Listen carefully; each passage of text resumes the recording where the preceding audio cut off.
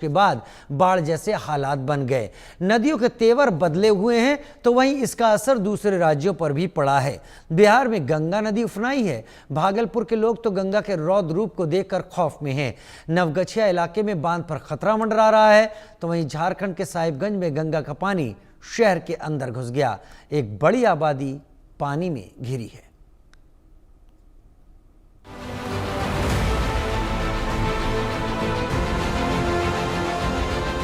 उत्तराखंड में फिर बदला मौसम का मिजाज। मसूरी में भारी बारिश ने बरपाया कहर। उत्तरकाशी में रेस्क्यू ऑपरेशन पर लगा ब्रेक। धराली में तबाही के बाद जब मौसम खुला तो रेस्क्यू ऑपरेशन में तेजी आई, लेकिन एक बार फिर मौसम का मिजाज बदला और बारिश का सिलसिला शुरू हो गया, जिसकी वजह से धराली में रेस्क्यू ऑपरेशन की रफ्तार पर ब्रेक लग गया। भारी बारिश की वजह से उत्तरकाशी में हेलीकॉप्टर का संचालन बंद रहा। पहाड़ों में मौसम का मिजाज बदला तो मसूरी में भारी बारिश ने कहर बरपा दिया। सोमवार रात से जो बारिश शुरू हुई तो इसका असर दूसरे दिन भी दिखने लगा। नगर पालिका के वार्ड नंबर 12 में एक दुकान ढह गई। अचानक हुए इस हादसे से इलाके में हड़कंप मच गया। गनीमत रही कि जिस वक्त हादसा हुआ उस वक्त कोई दुकान में मौजूद नहीं था। उत्तराखंड के पहाड़ों में हो रही भारी बारिश के चलते सूबे के मैदानी इलाके प्रभावित हो रहे हैं। हालांकि मैदानी इलाकों में भी भारी बारिश हो रही है और भारी बारिश के चलते खेत खलियान में पानी भर गया है। फसलों को भारी नुकसान पहुंचा है। बाजपुर नगर में भारी बारिश के चलते कई इलाकों में बाढ़ जैसी स्थिति बनी हुई है। बाजपुर के झारखंडी इलाके का मेन रोड बह गया, जिसकी वजह से 3 गांवों का संपर्क टूट चुका है। बारिश का मौसम है और बारिश के मौसम में बाढ़ आना तो लाजमी है, ये हर कोई जानता है। अब शासन प्रशासन ये बोलेगा कि बाढ़ आ गई या पानी ज़्यादा आ गया तो हम क्या कर सकते हैं, प्रकृति की देन है। लेकिन ऐसा नहीं है। बाढ़ को रोकथाम के लिए रोकथाम भी की जा सकती है। जैसे कि ये पानी जो पहले आता था वो नालों में जाता था। अब नालों का जो मुख्य जो उसका वो है मुंह है, जो उसका रुख है, वो जो है बंद कर दिया गया। अगर नाले ये खुले हों, सारे नाले खुले हों तो पानी जो है नाले की तरफ जाए। लगभग कुछ भी नहीं तो एक गांव का झारखंडी गांव का कम से कम 80 से 90 एकड़ धान लगा है, पूरा बर्बाद हो चुका है। 80 से 90 एकड़ धान बर्बाद हो चुका है मकानों। और बाकी गांव में तो पानी घुसा ही है, घर घर में घुसा है। इधर झारखंडी में किसी के पेड़ गिर गया घरों पे, किसी के रोड टूट गई। और ये सब रास्ते पूरा पीछे देख रहे होंगे आप, पूरा ही कट गया। उधर से तो मोटरसाइकिल भी नहीं निकल सकती है। मोटरसाइकिल भी हम दूसरों के घरों में खड़ी कर रहे हैं इस समय। बहुत ज्यादा अनदेखी है। आते हैं गाड़ी में, आते हैं फोटो खींच के ले जाते हैं, उससे बात कोई देखने नहीं आता है। ज्यादा भी नुकसान हो सकता है क्योंकि बाढ़ अभी तो शुरू हुआ है ना। जबकि शासन प्रशासन को 2 साल पहले इस विषय पे अवगत करा दिया गया, लिखित रूप में उनको दे दिया गया कि ऐसा समय आने वाला है जिसकी आप भरपाई नहीं कर सकोगे, वो क्षति होने वाली है। लेकिन उन्होंने राजनीति में लेकर के ऑफिस से निकल करके बाहर को नहीं देखा। मैंने कमिश्नर साहब को बोला, उन्होंने डीएम साहब पर टाल दिया। डीएम साहब के पास गया, पहले पत्राचार किया, 2-2, 3-3 लेटर गए उनके पास। फिर मैं स्वयं जाके मिला उससे, भाई इन्हें लेटर दिया। मैंने उनसे रिक्वेस्ट किया कि सर ऐसा समय आएगा कि इसकी भरपाई नहीं हो पाएगी। पहाड़ों में हो रही मूसलाधार बारिश की वजह से नदियों के तेवर भी बदले हुए हैं।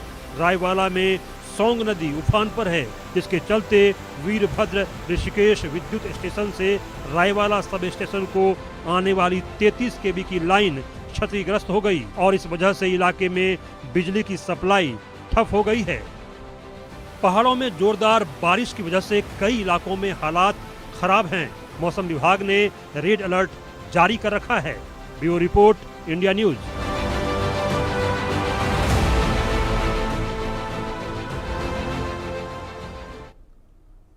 भगवान सिंह हमारे सहयोगी उत्तरकाशी से लाइव मेरे साथ इस वक्त जुड़े हुए हैं। भगवान सिंह, अभी क्या स्थिति है उत्तरकाशी में इस वक्त जब मेरी और आपकी बात हो रही है? कि जिस तरह से उत्तरकाशी हो चाहे पौड़ी हो चाहे अन्य जगह पहाड़ी क्षेत्र में लगातार बारिश हो रही है। हालांकि इस समय जिस तरह से जो मौसम विभाग की जो भविष्यवाणी है, लगातार पहाड़ी क्षेत्रों में लगातार बारिश हो रही है और कहीं ना कहीं जिस तरह से आपदा का जो मार है वो उत्तरकाशी नहीं पौड़ी जनपद भी इस चीज को देखने को मिल रहा है। बात करें तो जिस तरह से उत्तरकाशी और धराली गांव में और वहां पे घटना घटी है, तो उस घटना को देखते हुए हरसिल में कहीं ना कहीं लोग अब हताश है और लोगों का यही कहना है कि लगातार उत्तराखंड में बारिश की कहर जो देखने को मिल रही है, तो कहीं ना कहीं एक बारिश से आम जनता को काफी नुकसान हुआ है और कई लोग वहां से अभी लापता है। बताया जा रहा है कि वहां से जो अब तक है कि 1200 से ऊपर लोगों को रेस्क्यू कर दिया गया है। और इसी संबंध में मेरे साथ एक समाज सेविक है शैलजा सिंह आर्या, वो उनसे मैं इस चीज का, शैलजा सिंह जी, लगातार देख रहा हूं मैं कि उत्तराखंड में 4 धाम यात्रा भी चल रही है और बारिश का भी जो कहर देखने को मिल रहा है, चाहे उत्तरकाशी की बात करें, थराली की बात करें या दराली गांव की बात करें या हरसिल की बात करें या जनपद पौड़ी की बात करें, अन्य पहाड़ी क्षेत्रों में लगातार बारिश हो रही है और कई जगह नुकसान हो रहे हैं। तो आप इसमें सरकार से क्या, सरकार कह रही है कि हमने हर व्यवस्था कर दी गई है, कई चीजें व्यवस्था कर दी गई है। जी, सबसे पहले मैं बहुत बहुत धन्यवाद करना चाहूंगी आपका। देखिए, जो धराली में जो हुआ वो कोई, मुझे नहीं लगता कि आश्चर्य की बात है, क्योंकि इससे पहले केदारनाथ 2013 एक बहुत ही मार्मिक दृश्य हम सभी ने देखा था और यही अब हम देख रहे हैं उत्तरकाशी के धराली में। उत्तरकाशी के धराली की अगर मैं बात करूं तो वो जो नदी थी खीर गंगा नदी, और जो वो आपदा आई है वो कोई भी नया नहीं है, क्योंकि वो पहले से ही नदी का रूट था। क्योंकि 1835 के समय पर वहां पर वो नदी का रूट हुआ करता था, लेकिन नदी के रूट में जो गाद आया था उस पे सरकार द्वारा नया नया निर्माण किया गया है, रिजॉर्ट किया गया है। पर्यटन को बढ़ाने के लिए सरकार इतना अताधुंध, कहीं पर कोई ज्योग्राफी नहीं देख रही है, कुछ नहीं देख रही है, बस निर्माण किए जा रही है। और वो जो नदी थी वो इस समय इतने तीव्र वेग में थी कि जिस घटना स्थल पर वो घटना घटी है वो कोई नया नहीं है, वो 1835 में ऐसी घटना पहले भी घट चुकी है। और रही बात जो आम जनमानस वहां पर है, तो ये इतिहास गवाह रहा है कि सरकार जो रेस्क्यू ऑपरेशन करती है, जैसे अभी भी चल रहा है, तो ये सब बात की बात है, लेकिन जितना नुकसान हो चुका है उसकी भरपाई मुझे नहीं लगता है कि आप चंद पैसों से कर सकते हैं। तो इसके लिए जरूरी है कि सरकार इस प्रकार की व्यवस्था, पूर्व व्यवस्था रखे। शैलजा जी, जिस तरह से देखा जा रहा है, पौड़ी जनपद हो चाहे उत्तरकाशी हो और गांव की बात करें, लगातार बारिश हो रही है। अभी पौड़ी जनपद में भी कहीं ना कहीं उत्तराखंड के मुख्यमंत्री जिस दिन घटना थी उसके बाद हालांकि कांग्रेस के प्रदेश अध्यक्ष, पूर्व प्रदेश अध्यक्ष गणेश गोदयाल जी वहां गए, अन्य करण मेहरा जी उत्तरकाशी गए। तो क्या लगता है कि कांग्रेस कहीं ना कहीं इस चीज को, क्या अभी क्योंकि कांग्रेस परिवार से आपका भी नाता है, तो क्या कहना चाहेंगे और किस तरह से सरकार से एक बेटी के नाते से कहें? देखिए, मैं एक बात कहना चाहती हूँ कि किसी घटना स्थल पर यदि मुख्यमंत्री जा रहे हैं तो ये किसी प्रोत्साहन का विषय बिल्कुल भी नहीं है। यदि आप मुख्यमंत्री है तो ये आपकी जिम्मेदारी है, ये आपका कर्तव्य है। इस बात को बहुत ज्यादा मॉडिफाइड करके दिखाना मुझे नहीं लगता कि औचित्यपूर्ण है। और रही बात, सिर्फ मुख्यमंत्री ही घटना स्थल पर दिखे हैं, वो भी अपने वो चॉपर में बैठ के जायजा ले रहे थे। मैं ये पूछना चाहती हूँ कि डबल इंजन की सरकार आप कह रहे हैं और आप ट्रिपल इंजन बनाने की तैयारी में, कि त्रिस्तरीय चुनाव में भी जिला पंचायत जहां हो सके आप बीजेपी की खोज रहे हैं, तो आपकी इतनी जो ग्राउंड लेवल की जो इतनी सेना आपने तैयार की हुई है, टॉप लेवल पर आपकी जो सेना है, तो क्या एकमात्र मुख्यमंत्री ही वहां पर अभी दौरे पर है? वहीं अगर मैं कांग्रेस की बात करूं तो गणेश गोदयाल जी है, वो निरंतर क्षेत्र में बने हुए हैं, लोगों से उनका हालचाल पूछ रहे हैं और जितना भरसक प्रयास उनसे हो पा रहा है अपने स्तर से, निजी स्तर पर, वो बिल्कुल लोगों को प्रदान करने की। ये देखिए, एक सुषमा स्वराज का एक वीडियो बार बार मुझे इसलिए बोला क्योंकि वो वीडियो इतना तेजी से वायरल हो रहा है कि उस वीडियो में कहा जा रहा है पहाड़ को छेड़ोगे तो कहीं ना कहीं उत्तराखंड के अंदर पहले भी आएगी, देखने को मिलेगी, कहीं ना कहीं गलत डाम बनाना, कहीं ये चीजें वो बयान जो दे रहे थे, कहीं ना कहीं आप सुषमा स्वराज हमारे बीच नहीं है, लेकिन उनका वीडियो जो सोशल मीडिया पर तेजी से वायरल था, उनका कहना क्या जायज था? बिल्कुल, ये बिल्कुल जायज था। मैं अगर अपनी बात करूं तो उत्तराखंड में मेरी एक अच्छा खासा अध्ययन मेरा रहा है, और जो उत्तराखंड है वो भूकंप के सेंसिटिव जोन में, वेरी सेंसिटिव जोन 4 और 5 में आता है। बड़े एक पर्यावरणविद रहे हैं सुंदरलाल बहुगुणा जी, तो उन्होंने निरंतर टिहरी डैम का विरोध करा था, क्योंकि टिहरी डैम जिस स्पॉट पर बना है वो भी भूकंप के लिए बहुत ही अति संवेदनशील जोन है। बावजूद उसके सरकार बिना कुछ सोचे समझे सिर्फ निर्माण कर रही, तो सिर्फ निर्माण से ही। चलिए भगवान सिंह, बहुत बेहतर लगा वहां पर क्या स्थिति है उस पर जानकारियां मिली। फिलहाल बहुत शुक्रिया आपका हमारे साथ जुड़ने के लिए। उधर पहाड़ों में भारी बारिश से हालात बिगड़े हैं और इसका असर मैदानी इलाकों में हो रहा है। पहाड़ों में हो रही बारिश की वजह से नदियां उफान पर हैं और मैदानी इलाकों में कहर बरपा रही हैं।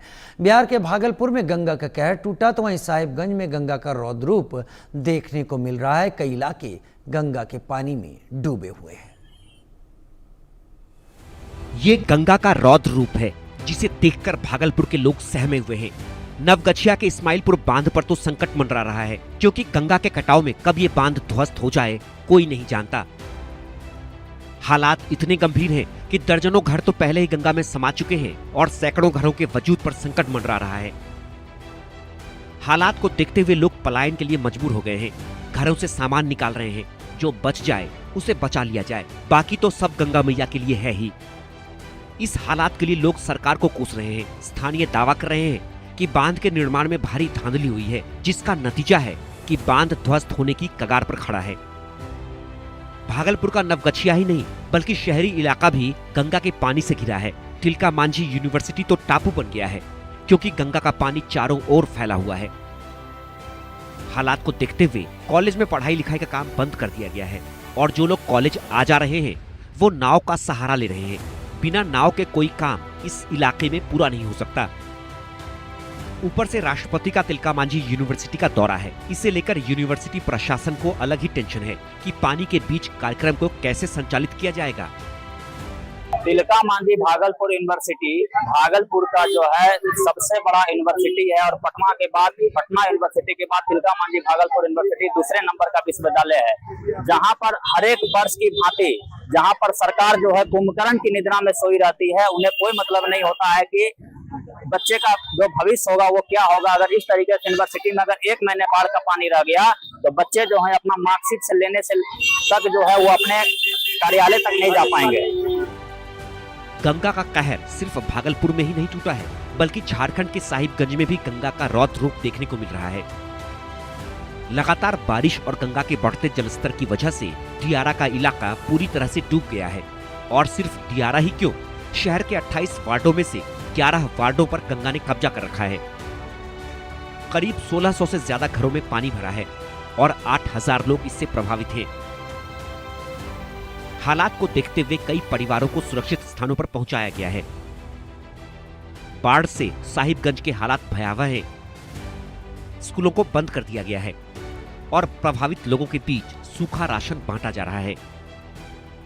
हम लोग आज बाढ़ पीड़ित क्षेत्र में हम लोग भ्रमण कर रहे हैं, खासकर रामपुर, बड़ा रामपुर और रामपुर टोपरा। यहाँ रामपुर टोपरा में करीब 150 परिवार को हम लोग ने राहत सामग्री का वितरण किया है और बड़ा रामपुर में करीब 100 के आसपास घरों में हम लोग राहत सामग्री जो कि सूखा राशन के तहत चूड़ा और गुड़ का वितरण किया है।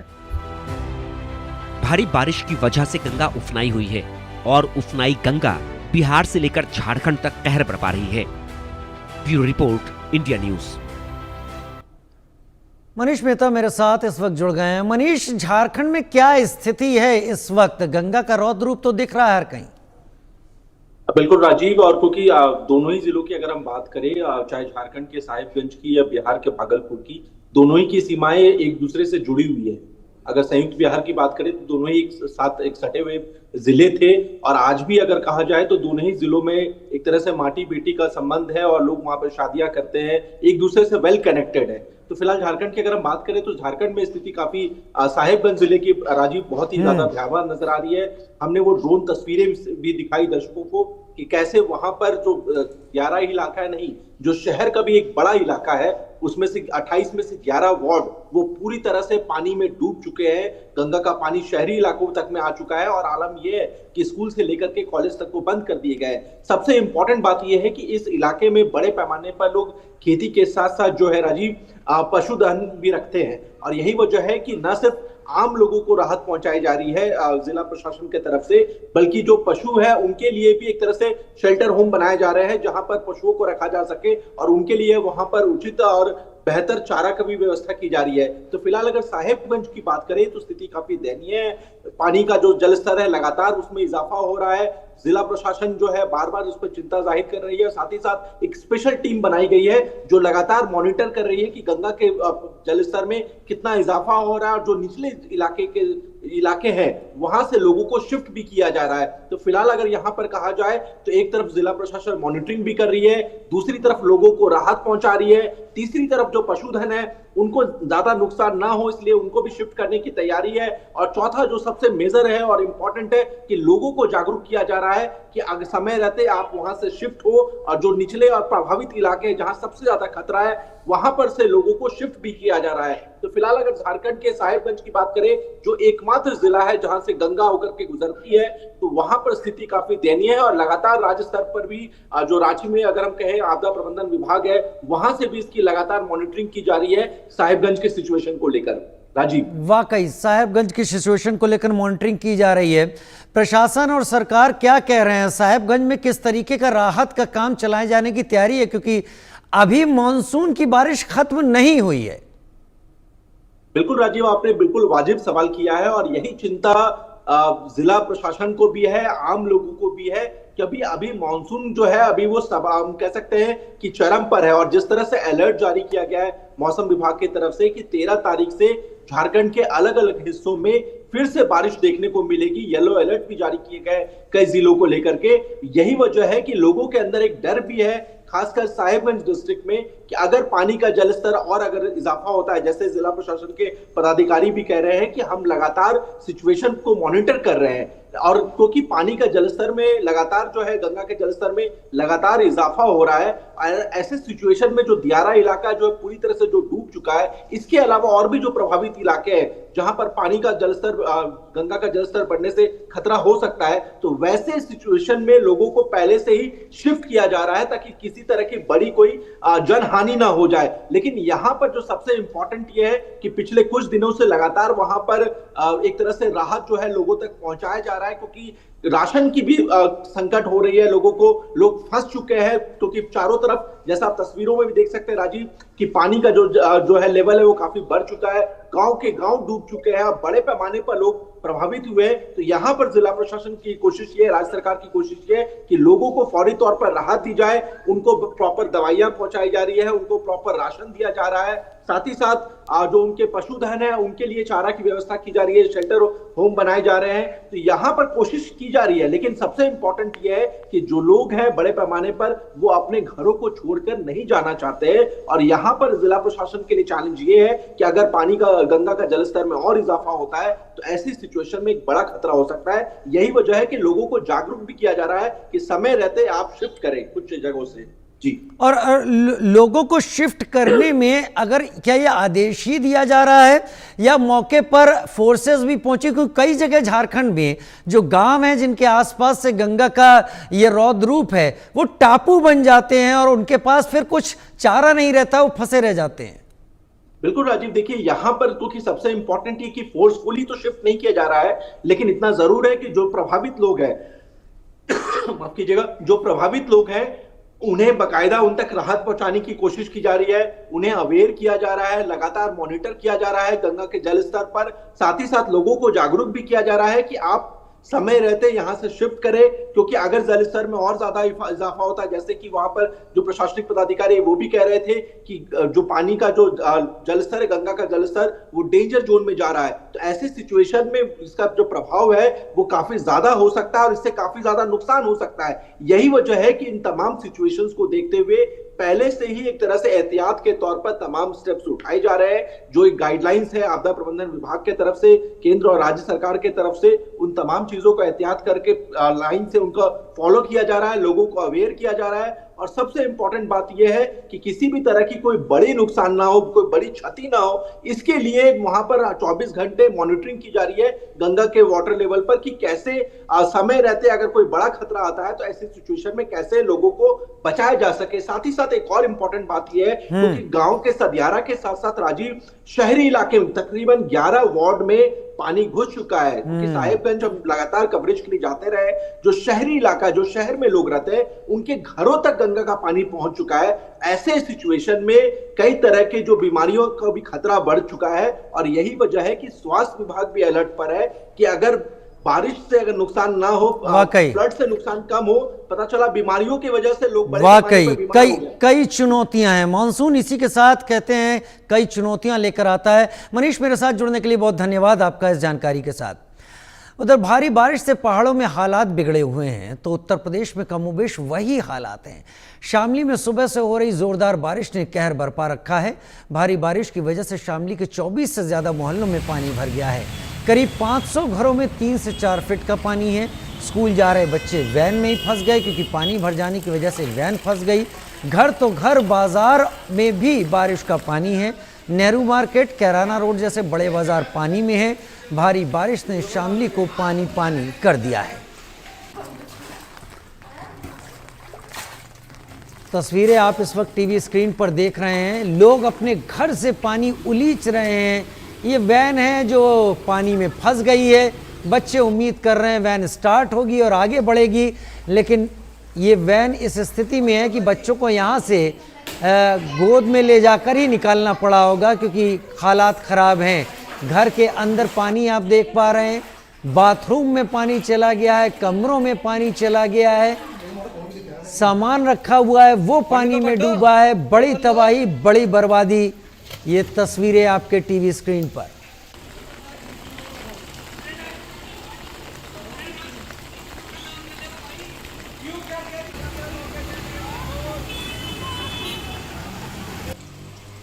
बहुत कम इलाका ऐसा है जहां पर पानी सड़कों पर हल्का फुल्का हो। ये देखिए, लोग अपनी दुकानों से सामान निकाल रहे हैं और बाहर डाल रहे हैं, लेकिन पानी का निकास ना हो पाने से ये पानी यहीं पर जमा हुआ है। देखिए, बच्चे जिस वैन में हैं उस वैन के अंदर भी पानी भरा हुआ है।